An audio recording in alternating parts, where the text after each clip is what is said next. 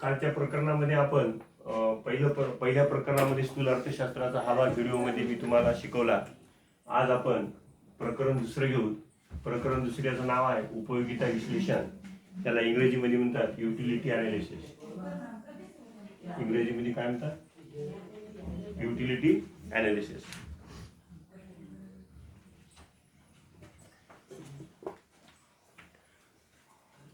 तर विद्यार्थी मित्रो, पहिला आपण उपयोगिता विश्लेषणाची प्रस्तावना पाहू की अर्थशास्त्रामध्ये मागणी, पुरवठा आणि उपयोगिता ह्या तीन अतिशय महत्त्वाच्या संकल्पना आहेत.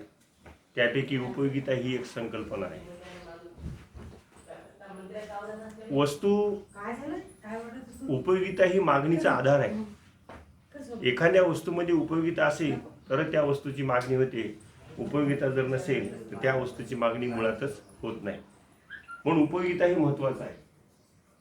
उपयोगिता म्हणजे काय? उपयोगिता म्हणजे एखाद्या वस्तूमध्ये मानवाची गरज पूर्ण करण्याची जी शक्ती असते त्याला उपयोगिता असे म्हणतात. उदाहरणार्थ, अन्नामध्ये मनुष्याची भूक भागवण्याची शक्ती आहे, म्हणून अन्न आपण सेवन करतो, म्हणजे अन्नामध्ये उपयोगिता आहे. मग उपयोगिता कुठल्याही प्रकारची असो, उपयोगिता कमी असो किंवा अधिक असो, फक्त त्या वस्तूमध्ये उपयोगिता आहे का एवढंच पाहिले जाते. तर अशा प्रकारे विद्यार्थी मित्रो, उपयोगिता म्हणजे वस्तूमध्ये मानवाची गरज भागवण्याची असलेली क्षमता होय. आता उपयोगितेचे अर्थ पाहिल्यानंतर आता उपयोगितेची वैशिष्ट्ये पाहू. एकूण उपयोगितेचे 10 वैशिष्ट्ये आहेत. एक एक मुद्दा मी बोर्डावर तुम्हाला लिहून दिला आहे. एक एक मुद्दा आपण समजून घेऊ. पहिला मुद्दा आहे, उपयोगिता ही सापेक्ष संकल्पना आहे. सापेक्ष म्हणजे बदलणारी. उपयोगिता ही बदलणारी संकल्पना आहे. उपयोगिता ही व्यक्तिपरत्वे, स्थानपरत्वे, काळपरत्वे, ठिकाणापरत्वे बदलत असते. म्हणून उपयोगिता ही कशी संकल्पना आहे? सापेक्ष आहे, म्हणजे ती बदलणारी आहे.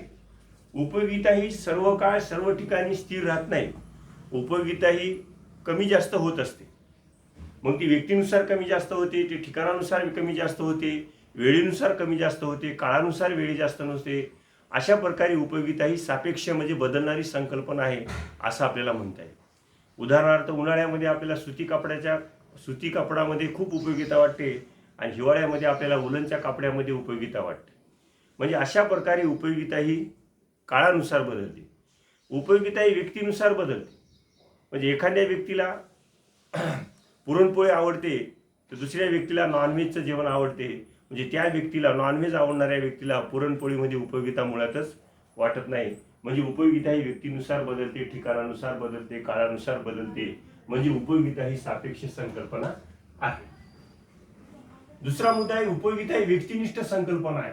म्हणजे ती व्यक्तिपरत्वे बदलते. व्यक्ती तितक्या प्रवृत्ती या अनुषंगाने एखाद्या व्यक्तीला वाचनाची आवड असेल तर अशा व्यक्तीला पुस्तक वाचण्यामध्ये उपयोगिता वाटते.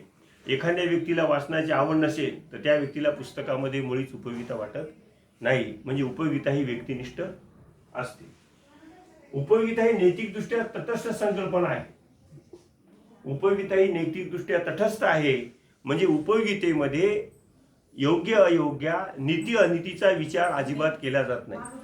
फक्त त्या व्यक्तीला त्या वस्तूपासून उपयोगिता मिळते एवढाच अभ्यास केला जातो. मग ती उपयोगिता योग्य असो, अयोग्य असो, नैतिक असो, अनैतिक असो, आरोग्याला हितकारक असो की अहितकारक असो, याचा विचार उपयोगितेच्या संकल्पनेमध्ये होत नाही.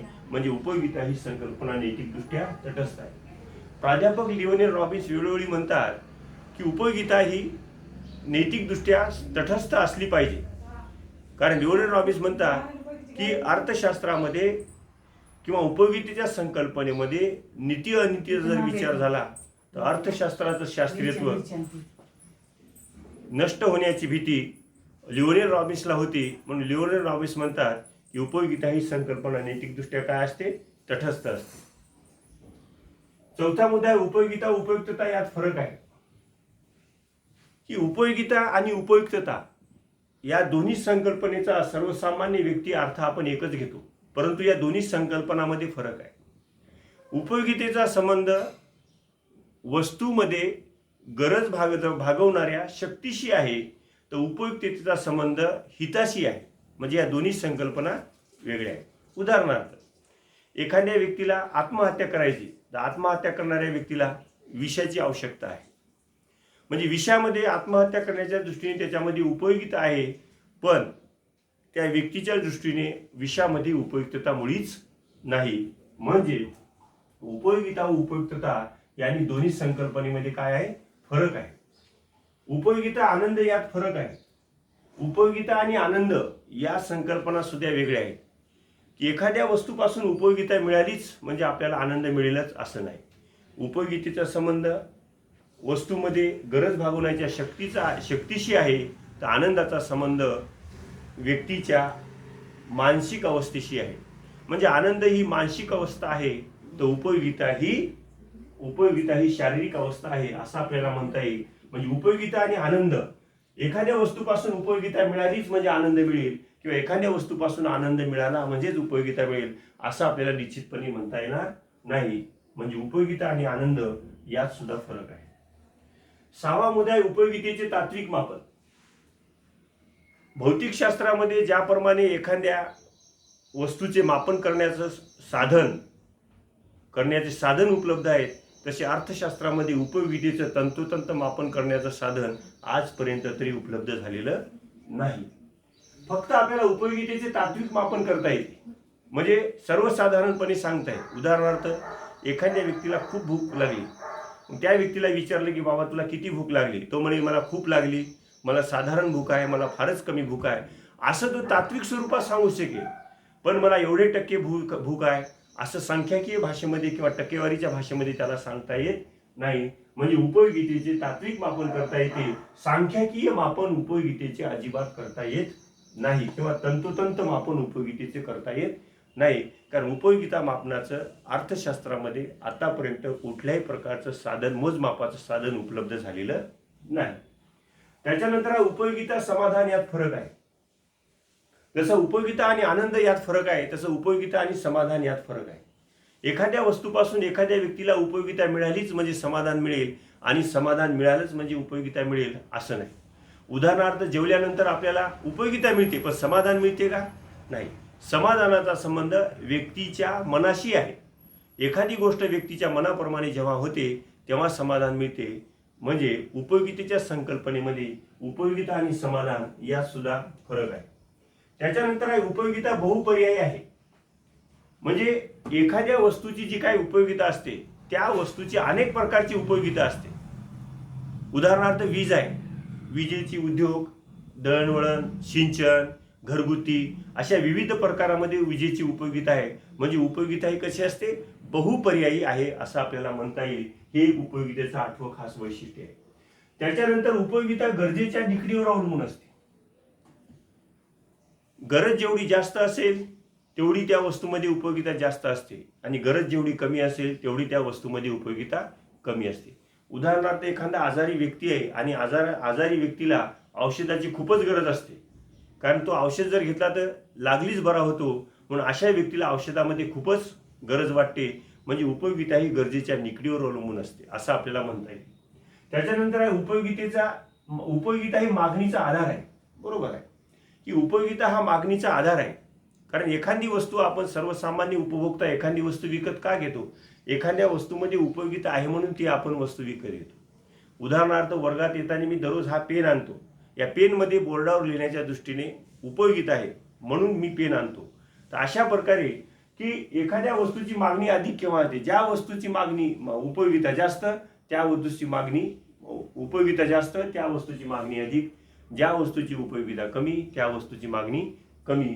म्हणजे उपयोगिता हा मागणीचा आधार आहे. तर विद्यार्थी मित्र, आता आपण उपयोगितेचे एकूण 10 वैशिष्ट्ये अभ्यासले आहेत.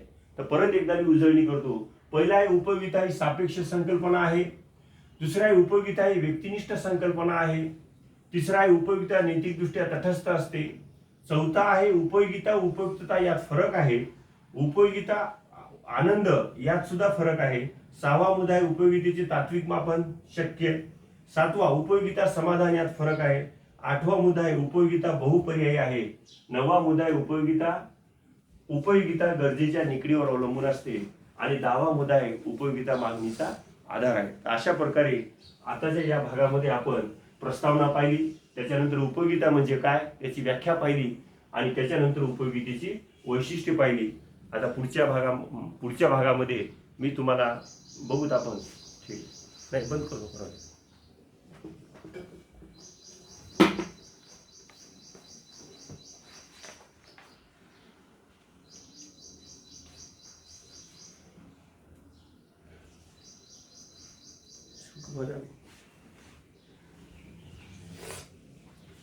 तर विद्यार्थी मित्रो, आता पाहूत आपण उपयोगितेचे प्रकार. उपयोगितेच्या प्रकाराचा आता आपण अभ्यास करू. उपयोगितेचे प्रामुख्याने काही 7-8 प्रकार आहेत, ते आपण पाहू. थोडं आणखी एखादं आणखी.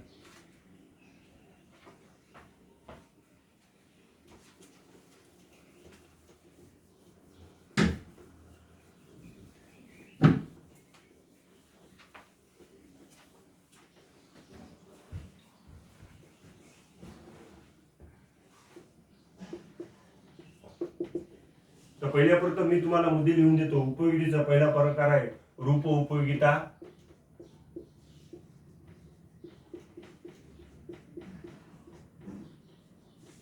दुसरा प्रकार आहे स्थल उपयोगिता.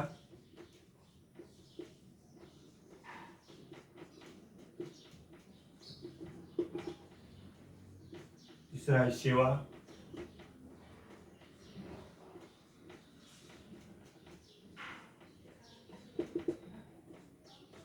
चौथा आहे ज्ञान उपयोगिता.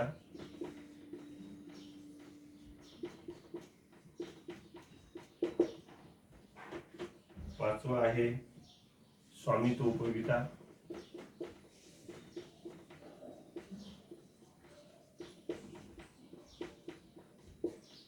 त्याच्यानंतर आहे काल उपयोगिता.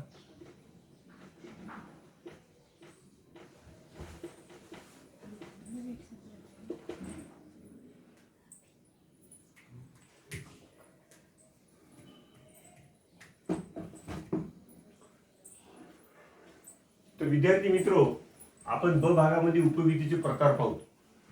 उपयोगितेचे एकूण 6 प्रकार आहेत. पहिला आहे रूप उपयोगिता, दुसरा आहे स्थल उपयोगिता, तिसरा आहे सेवा उपयोगिता, चौथा आहे ज्ञान उपयोगिता, पाचवा आहे स्वामित्व उपयोगिता आणि 6वा आहे काल उपयोगिता. एक एक प्रकार आपण समजून घेऊ. रूप उपयोगिता की रूप उपयोगितामध्ये वस्तूच्या रूपात बदल झाल्यामुळे जी उपयोगिता प्राप्त होते त्या उपयोगितेला रूप उपयोगिता असे म्हणतात. उदाहरणार्थ, एखाद्या सागाच्या लाकडाचा खोड आहे आणि सागाच्या लाकडाच्या खोडापासून जेव्हा सुंदर असं फर्निचर तयार केले जाते तेव्हा त्या फर्निचरला मोठ्या प्रमाणात किंमत प्राप्त होते. ही जी किंमत प्राप्त होते ते या सागाच्या लाकडाच्या रूपात बदल झाल्यामुळे प्राप्त होते. याला रूप उपयोगिता असे म्हणतात. किंवा एखादा चिखलाच्या मातीचा गोळा आहे, कुंभार जेव्हा तो चाकावर ठेवून त्याचं जेव्हा सुंदर अशी मडकी तयार करतो किंवा एखादा मूर्तिकार सुंदर अशी मूर्ती तयार करतो आणि त्याला जेव्हा कलर देतो तेव्हा त्याला जी काही किंमत प्राप्त होते ते त्याच्या रूपात बदल झाल्यामुळे प्राप्त होते. यालाच रूप उपयोगिता असे म्हणतात. हा झाला उपयोगितेचा पहिला प्रकार. दुसरा आहे स्थल उपयोगिता. स्थल म्हणजे ठिकाणानुसार मिळणारी उपयोगिता. एखाद्या वस्तूचं जेव्हा ठिकाण बदलते आणि ठिकाण बदलल्यामुळे त्या वस्तूला जेव्हा उपयोगिता प्राप्त होते किंवा किंमत प्राप्त होते त्याला स्थल उपयोगिता असे म्हणतात. जसं नदीमध्ये मोठ्या प्रमाणात रेती असते पण त्या रेतीला काही किंमत नसते आणि तीच रेती जेव्हा नदीच्या बाहेर काढली जाते आणि जेव्हा बांधकामाच्या ठिकाणी जेव्हा आणली जाते तेव्हा त्या रेतीला मोठ्या प्रमाणात आपल्याला किंमत द्यावी लागते. या रेतीला जी अशा प्रकारची किंमत मिळते याला काय म्हणायचं? स्थल उपयोगिता. म्हणजे त्या रेतीचं ठिकाण बदलल्यामुळे त्या रेतीला उपयोगिता प्राप्त होते, किंमत प्राप्त होते. हा झाला दुसरा प्रकार. तिसरा प्रकार आहे सेवा उपयोगिता. हा एक उपयोगितेचा प्रकार आहे की सेवा उपयोगिता म्हणजे एखादा व्यक्ती जेव्हा दुसऱ्या व्यक्तीला सेवा देतो आणि ती सेवा केल्याबद्दल जेव्हा उपयोगिता प्राप्त होते त्याला म्हणायचं सेवा उपयोगिता. समजा एखाद्या डॉक्टरने एखाद्या रोग्याची केलेली सेवा, एखाद्या सामाजिक संस्थेने एखाद्या व्यक्तीची केलेली सेवा, तर याला म्हणायचं सेवा उपयोगिता. त्याच्यानंतर आहे ज्ञान उपयोगिता, नॉलेज युटिलिटी. ज्ञान उपयोगिता म्हणजे जेव्हा ज्ञानात आपल्याला एखाद्या वस्तूचं ज्ञान जेव्हा अवगत होते आणि त्या वस्तूचं ज्ञान अवगत झाल्यामुळे जेव्हा उपयोगिता प्राप्त होते तेव्हा त्याला ज्ञान उपयोगिता असे म्हणतात. उदाहरणार्थ, ज्या एखाद्या जोपर्यंत व्यक्तीला कॉम्प्युटर हाताळता येत नाही तोपर्यंत त्या व्यक्तीला कॉम्प्युटरमध्ये उपयोगिता वाटत नाही. पण जेव्हा त्या व्यक्तीला कॉम्प्युटर हाताळता येऊ लागलं तेव्हा त्या व्यक्तीला कॉम्प्युटरमध्ये मोठ्या प्रमाणात उपयोगिता वाटते. याला म्हणायचं ज्ञान उपयोगिता. म्हणजे ज्ञान उपयोगिता हे त्या वस्तूचं ज्ञान मिळाल्यानंतर प्राप्त होते. अशा प्रकारे या ज्ञान उपयोगिता असे म्हणतात. स्वामित्व उपयोगिता याला मालकी उपयोगिता असे म्हणतात. मालकी उपयोगिता, जेव्हा एखाद्या वस्तूची मालकी प्राप्त होते आणि मालकी प्राप्त झाल्यामुळे जी उपयोगिता प्राप्त होते त्याला स्वामित्व उपयोगिता असे म्हणतात. उदाहरणार्थ एखाद्या दुकानामध्ये जेव्हा आपण एखादा मोबाईल घ्यायला जातो, जोपर्यंत मोबाईल दुकानात असतो तोपर्यंत त्याच्यामध्ये आपल्याला उपयोगिता वाटत नाही.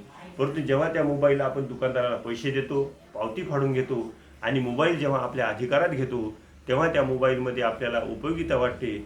आणि ही उपयोगिता कशामुळे वाटते की त्या मोबाईलचा मालकी हक्क बदलला. याला म्हणायचं स्वामित्व उपयोगिता. आणि शेवटचा प्रकार आहे काल उपयोगिता, की जी उपयोगिता काळानुसार बदलते. काळ बदलला की उपयोगिता बदलते आणि काळानुसार वस्तूला उपयोगिता प्राप्त होते. त्या उपयोगितेला काल उपयोगिता असे म्हणतात. उदाहरणार्थ हिवाळ्याच्या दिवसामध्ये उलनच्या कपड्यांना भरपूर मोठ्या प्रमाणात उपयोगिता प्राप्त होते, तर उन्हाळ्याच्या दिवसामध्ये सुती कपड्यांना उपयोगिता प्राप्त होते. म्हणजे काळ बदलला की उपयोगिता बदलते, त्याला काल उपयोगिता असे म्हणतात. तर विद्यार्थी मित्रांनो, अशा प्रकारे आपण उपयोगितेचे एकूण 6 प्रकार पाहिले. पहिला प्रकार आहे रूप उपयोगिता, दुसरा प्रकार आहे स्थल उपयोगिता, तिसरा प्रकार आहे सेवा उपयोगिता, चौथा प्रकार आहे ज्ञान उपयोगिता, पाचवा प्रकार आहे स्वामित्व उपयोगिता आणि 6वा प्रकार आहे काल उपयोगिता. हा झाला दुसरा भाग. आता आपण पुढे बघू की उपयोगितेच्या संकल्पना.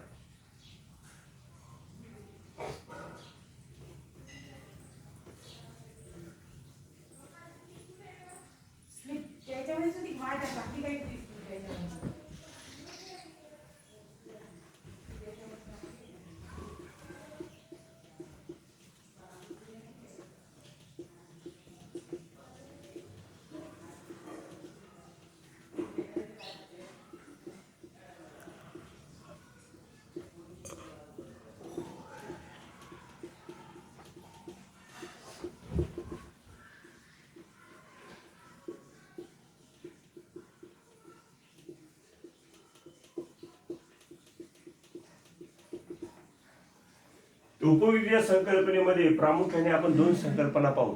पहिली आहे एकूण उपयोगिता आणि दुसरी आहे सीमांत उपयोगिता. त्याला आपण टोटल युटिलिटी आणि मार्जिनल युटिलिटी असं आपण इंग्रजीमध्ये म्हणू शकतो. पहिलं बघूत आपण एकूण उपयोगिता.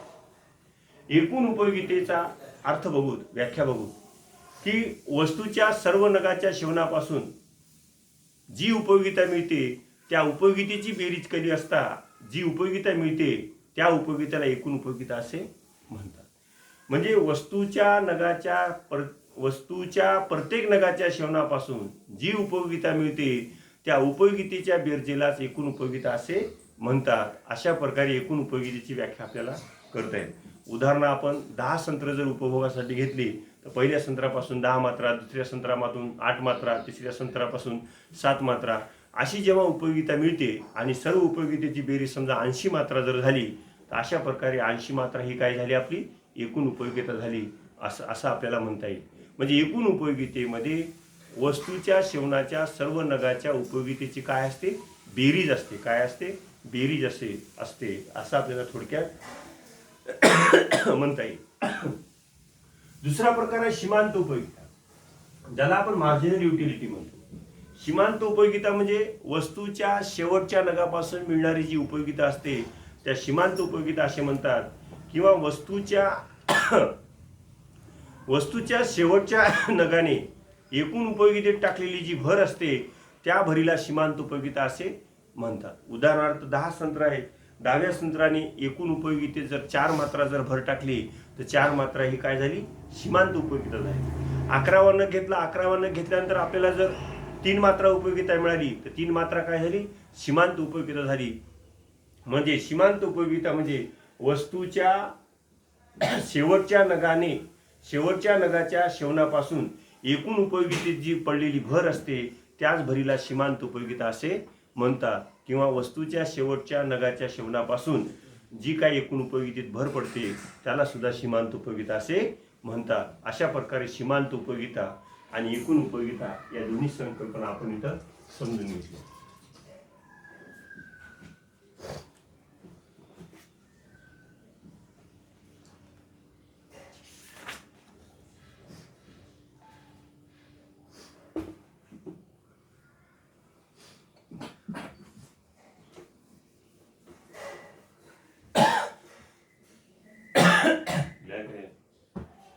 आता बघूत आपण एकूण उपयोगिता आणि सीमांत उपयोगिता यातील संबंध.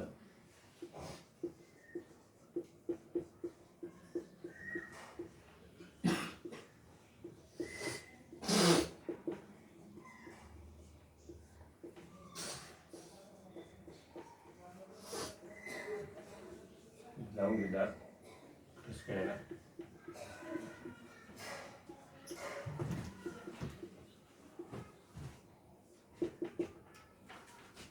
विद्यार्थी मित्रो, आता आपण एकूण उपयोगिता आणि सीमांत उपयोगिता यामधील संबंध आपण समजून घेऊ.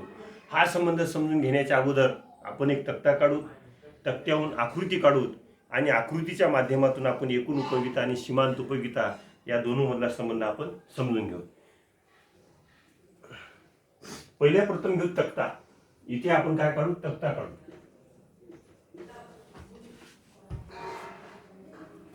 क्षय वस्तूचे नग.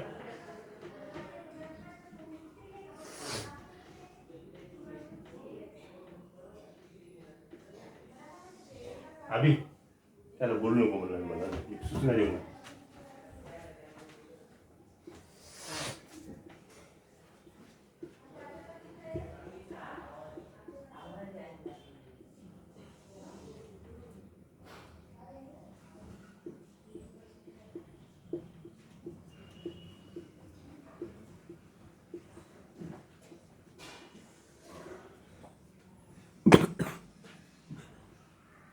क्षय वस्तूचे नग 1 2 3 4 5 6 आणि 7 असे आपण 7 नग घेतले.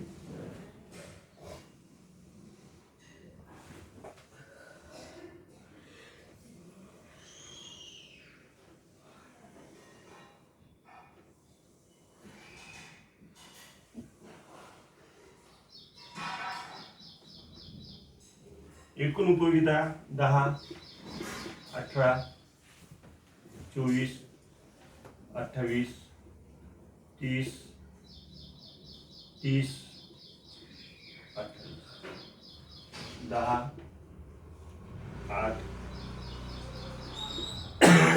6 4 2 0 आणि उणे 2. आता आपण या तक्त्यावरून एक आकृती काढू.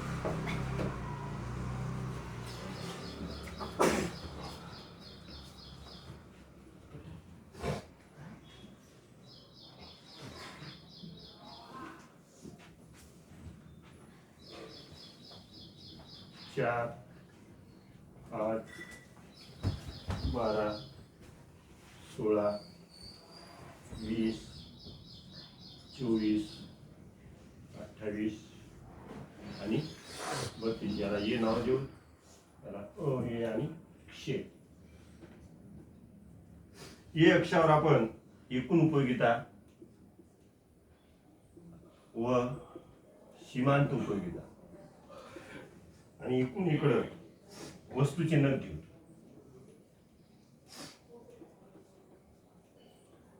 वस्तूचे नग आपण एकूण 7 घेऊ.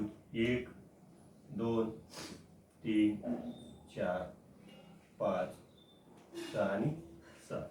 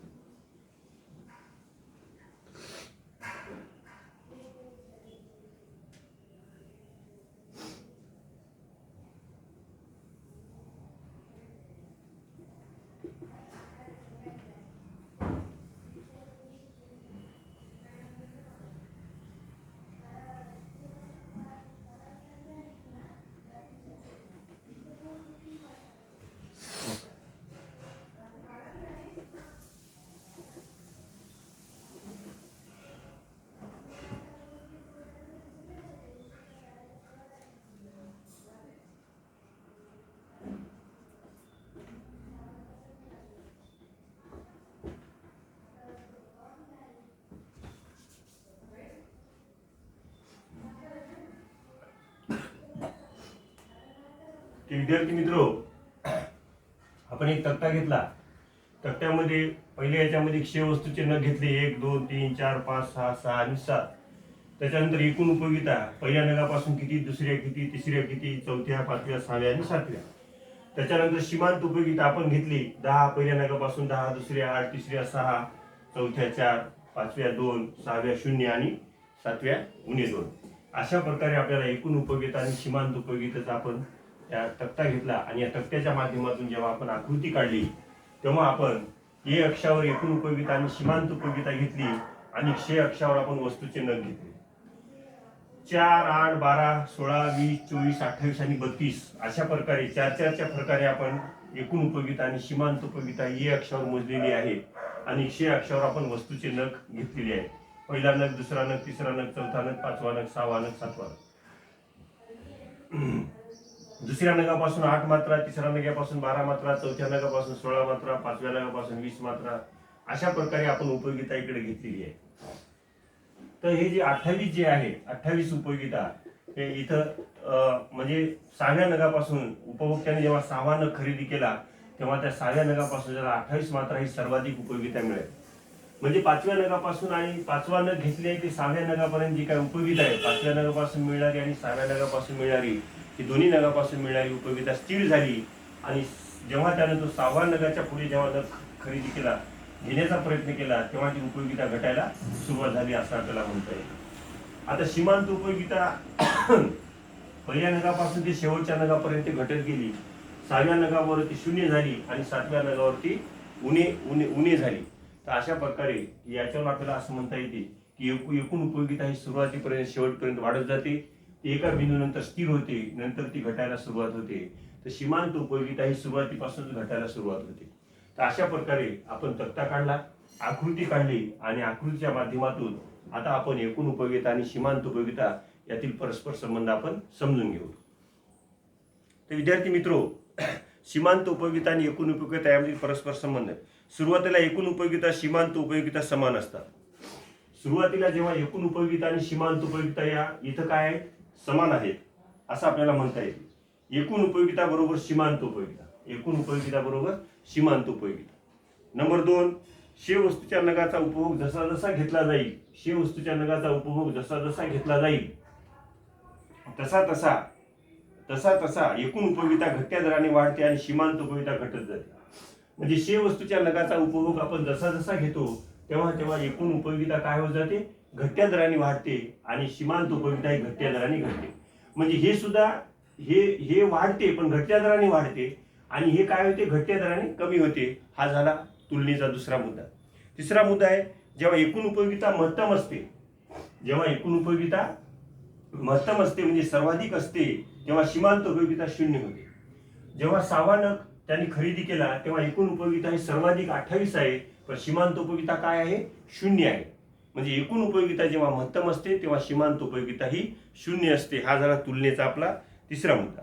जेव्हा एकूण उपयोगिता घटते तेव्हा सीमांत उपयोगिता ऋण व्हायला सुरुवात होते. जेव्हा एकूण उपयोगिता 6वा नग घ्यायला जेव्हा सुरुवात झाली तेव्हा एकूण उपयोगिता घटायला सुरुवात झाली पण सीमांत उपयोगिता ही काय झाली, उणे व्हायला सुरुवात झाली. म्हणून हा सीमांत उपयोगिता वक्र हा क्षय अक्षाला छेदून खालच्या बाजूने गेलेला आहे. हा झाला चौथा. 5वा, सर्वाधिक समाधानाचा तृप्तीचा बिंदू गाठल्यानंतर सर्वसाधारण उपभोक्ता वस्तूचा उपभोग घेण्याचे थांबवते. कारण हा जो काही बिंदू आहे हा सर्वाधिक समाधानाचा तृप्तीचा बिंदू आहे एकूण उपयोगितेमध्ये. याच्यानंतर जर त्या उपभोक्त्यांनी वस्तूच्या नगाचा सेवन करण्याचा जर प्रयत्न केला तर एकूण उपयोगितेत काय होते, घट होते आणि इकडे सीमांत उपयोगितेत सुद्धा घट व्हायला सुरुवात होते. हा झाला तुलनेचा 5वा मुद्दा. सर्वाधिक समाधानाच्या बिंदू समाधानात असमाधान होते ते उपयोगिता समाधान होतात. या तृप्तीच्या बिंदूनंतर समाधानाचे रूपांतर असमाधानामध्ये होते. म्हणजे समाधान तर मिळतच नाही परंतु उपभोक्त्याला काय मिळते, असमाधान मिळते. अशा प्रकारे विद्यार्थी मित्रो, एकूण उपयोगिता आणि सीमांत उपयोगिता याची जी काही तुलना आहे याची तुलना आपण तक्ता काढला, तक्त्यामध्ये आकडे टाकले, त्याच्यानंतर आकृती काढली आणि आकृतीच्या माध्यमातून आपण एकूण उपयोगिता आणि सीमांत उपयोगिता याच्यामधला जो फरक आहे तो 5-6 मुद्द्यामध्ये आपण इथं समजून सांगला.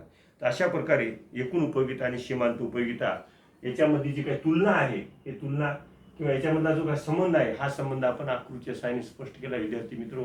तर अशा प्रकारे उद्याच्या व्हिडिओला आपण एकूण उपयोगिता आणि सीमांत उपयोगिता याच्यामधला फरक बघू आणि घटक्या सीमांत उपयोगिता सिद्धांत उद्याच्या तासिकेला आपण चालू करू.